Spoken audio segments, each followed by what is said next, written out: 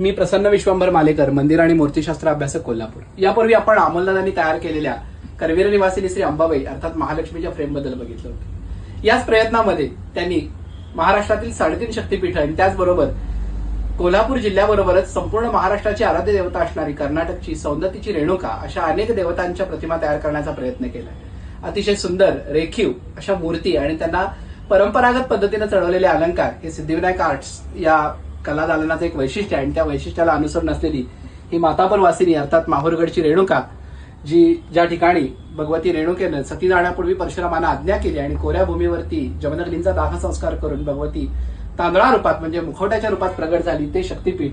त्यानंतर सिद्धाचल म्हणजे सौंदत्ती निवासिनी रेणुका, करवीर निवासिनी श्री महालक्ष्मी अर्थात आई अंबाबाई आणि अखिल महाराष्ट्राची कुलस्वामिनी असणारी श्री तुळजाभवानी अशा अनेक देवदेवतांच्या मूर्ती या ठिकाणी उपलब्ध आहेत. आणि करवीर निवासिनीच्या मूर्तीपासून सुरू